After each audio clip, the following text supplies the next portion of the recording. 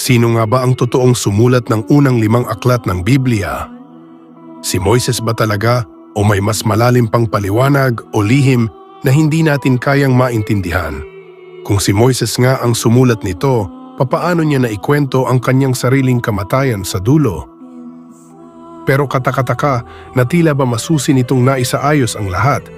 Sa videong ito, aalamin natin ang mga sikretong itinatago ng Pentateuch na tiyak ko na magbibigay sa iyo ng mas malawak na pangunawa tungkol sa aklat ni Moises.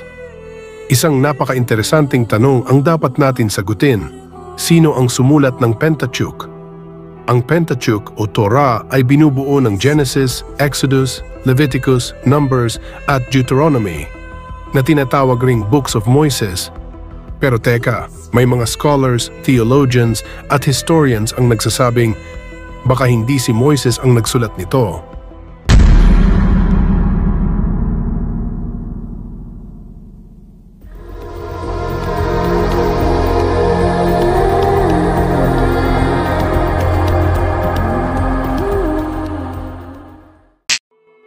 Simulan natin sa traditional na paniniwala. Ayon sa Jewish tradition at early Christianity, si Moises ang manunulat o author ng Pentateuch.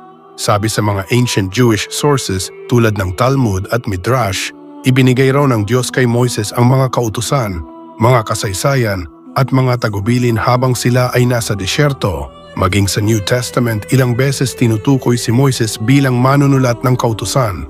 Ayon sa Juan Kabanata 5, versikulo 46, kung kayo'y naniniwala kay Moises, maniniwala rin kayo sa akin, sapagkat tungkol sa akin ang isinulat niya.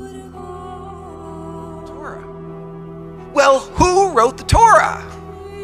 According to the latest technology, what they're teaching today, in most universities across the planet, Torah is written by 4 men. Kaya maraming religious groups, lalo na ang mga Hudyo, Katoliko at Protestante, ang matagal nang naniniwala na si Moises ang nagsulat ng Pentateuch. Pero habang lumalalim ang pag-aaral ng mga scholars, napansin nila ang ilang mga kakaibang bagay. Una, sa Deuteronomio 34, nakasulat ang pagkamatay at paglibing kay Moises. At namatay doon si Moises na lingkod ng Panginoon sa lupain ng Moab ayon sa salita ng Panginoon.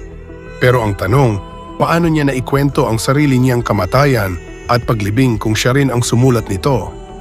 Pangalawa, may mga inconsistency o magkakaibang bersyon ng kwento. Halimbawa, ilang beses inulit ang mga batas at minsan may mga kaunting pagkakaiba. Sa Genesis, 2 magkaibang version ng paglikha ng mundo. Ibig sabihin, parang may pinaghalo-halong sources. Dito na pumapasok ang isang malaking theory sa biblical scholarship na tinatawag na the documentary hypothesis. Ayon dito, ang Pentateuch ay hindi isinulat ng isang tao lamang, kundi pinaghalo-halong iba't ibang dokumento na mula sa iba't ibang panahon at grupo.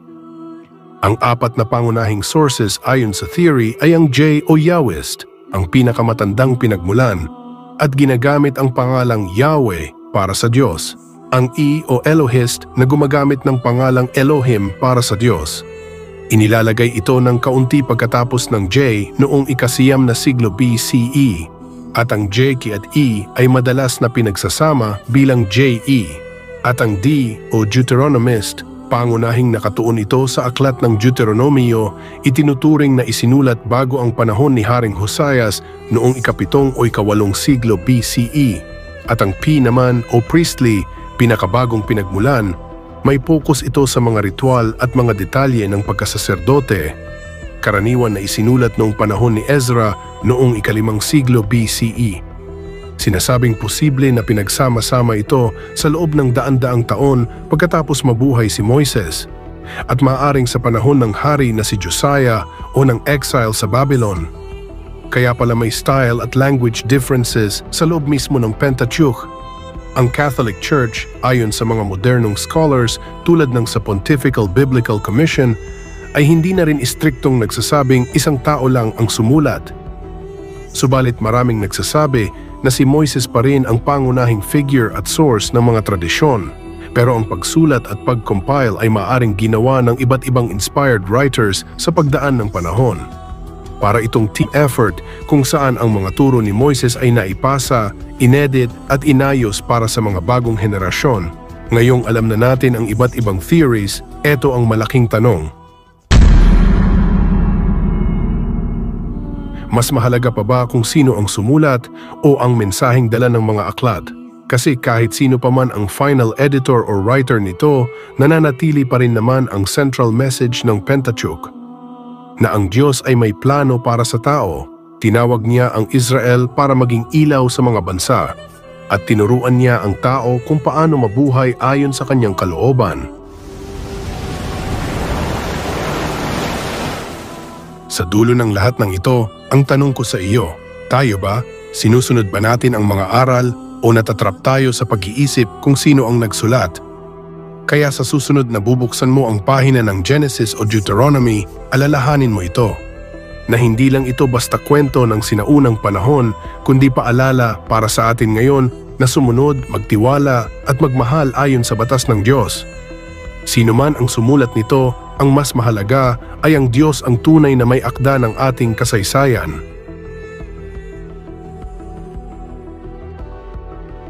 Kaibigan, maraming salamat sa inyong patuloy na pagsuporta. Samahan niyo ulit ako sa pagtuklas ng mga kakaibang kwento, kasaysayan at hiwaga ng Biblia. Mga kwento na kapupulutan ng maraming aral. Kung nagustuhan niyo ang ating video, huwag niyo kalimutan na mag-iwan ng like. Mag-subscribe ayon sa ipinapasya ng iyong puso. Maraming salamat sa panonood at magkita-kita ulit tayo sa susunod na video. Each heart has its haunted chamber.